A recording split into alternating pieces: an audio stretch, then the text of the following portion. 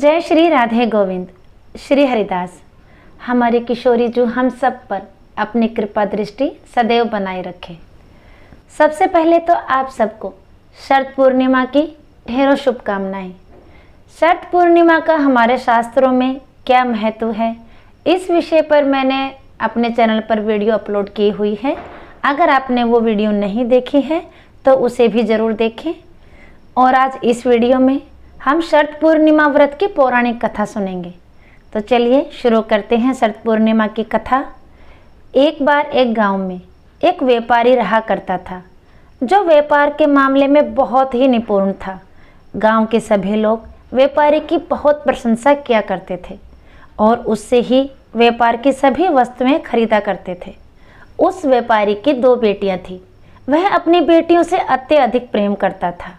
उनके लालन पालन में कोई भी कमी नहीं होने देता था।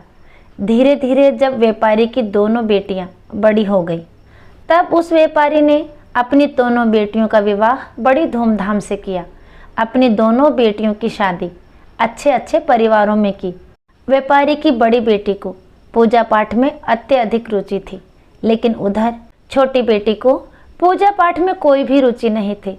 शादी के बाद व्यापारी की दोनों बेटियों ने माता शरद पूर्णिमा का व्रत रखना शुरू कर दिया।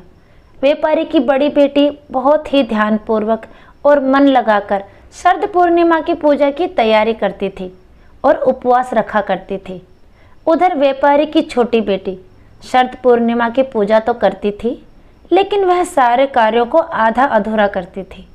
व्यापारी की छोटी बेटी ने कभी भी शरद पूर्णिमा की पूजा पूर्णतः संपन्न करी ही नहीं थी।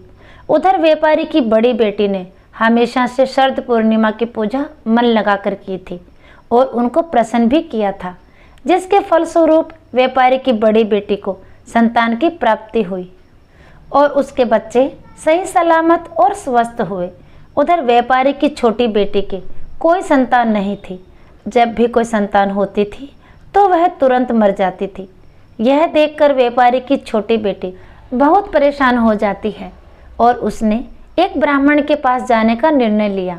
जब व्यापारी की छोटी बेटी ने ब्राह्मण के पास जाकर उनसे पूछा कि महाराज, मेरे जब भी कोई संतान होती है वह मर क्यों जाती है, और मेरी बड़ी बहन की जब भी कोई संतान होती है तो वह स्वस्थ रहती है, ऐसा मेरे साथ ही क्यों होता है।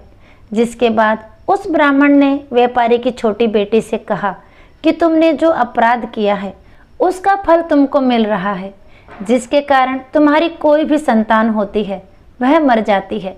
यह सुनकर वह आश्चर्यचकित हो गई और तभी व्यापारी की छोटी बेटी ने ब्राह्मण से पूछा कि कैसा अपराध हुआ है मुझसे, आप बताइए। तब ब्राह्मण ने व्यापारी की छोटी बेटी को बताया कि तुमने कभी भी शरद पूर्णिमा का व्रत और उनकी पूजा कभी पूरी नहीं की, उसको हमेशा आधा अधूरा छोड़कर ख़त्म किया, जिसके कारण तुमको यह कष्ट झेलना पड़ रहा है। जिसके बाद व्यापारी की छोटी बेटी ने ब्राह्मण से इसका उपाय पूछा। तब उस ब्राह्मण ने व्यापारी की छोटी बेटी से कहा कि तुम एक बार फिर से शरद पूर्णिमा का व्रत करना शुरू कर दो और इस बार उनकी पूजा पूरी करना। जिसके बाद व्यापारी की छोटी बेटी ब्राह्मण की बात मानकर शरद पूर्णिमा की पूजा करने की तैयारी करने लगी और व्रत भी रखा।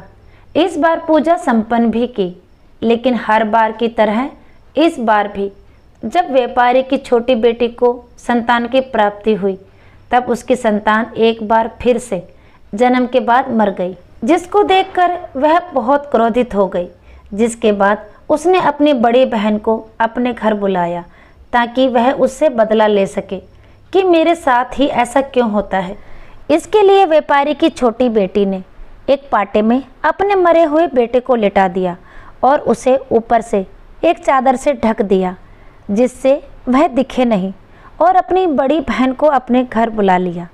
जिसके बाद व्यापारी की छोटी बेटी ने अपनी बड़ी बहन को उसी पाटे पर बैठने के लिए कहा जिसमें उसका मरा हुआ बच्चा लेटा हुआ था। जैसे ही उसकी बड़ी बहन उस पाटे पर बैठने लगी, तब उसको कुछ अजीब सा लगा।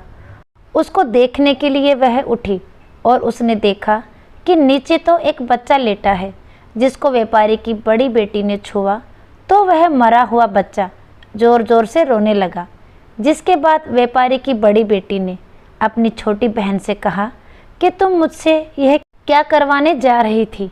अभी तुम मुझसे अपने बच्चे की मृत्यु करवा देती और मैं कितना बड़ा अपराध कर देती। जिसके बाद उसकी छोटी बहन ने अपनी बड़ी बहन को बताया कि यह बच्चा तो पहले से ही मर चुका था, लेकिन जैसे ही तुमने इस बच्चे को छुआ है वह पुनः जीवित हो गया। तुमने मेरे बच्चे को नया जीवन दिया है। व्यापारी की छोटी बेटी अपनी बड़ी बहन से कहने लगी कि दीदी, तुम्हारे तप और स्पर्श के कारण तो यह जीवित हो गया है। पूर्णिमा के दिन जो तुम व्रत और तप करती हो उसके कारण तुम दिव्य तेज से परिपूर्ण और पवित्र हो गई हो। अब मैं भी तुम्हारी ही तरह व्रत और पूजन करूँगी। इसके बाद उसने पूर्णिमा व्रत विधि पूर्वक किया और इस व्रत के महत्व और फल का पूरे नगर में प्रचार किया। जिस प्रकार माँ लक्ष्मी और श्री हरि ने साहूकार की बड़ी बेटी की कामना पूर्ण कर सौभाग्य प्रदान किया, वैसे ही हम पर भी कृपा करें। माँ लक्ष्मी और भगवान विष्णु की कृपा सब पर बराबर बरसती रहे। इसी कामना के साथ आज का वीडियो यहीं तक। फिर मिलेंगे अगले वीडियो में। तब तक के लिए सभी को प्रेम भरी राधे राधे।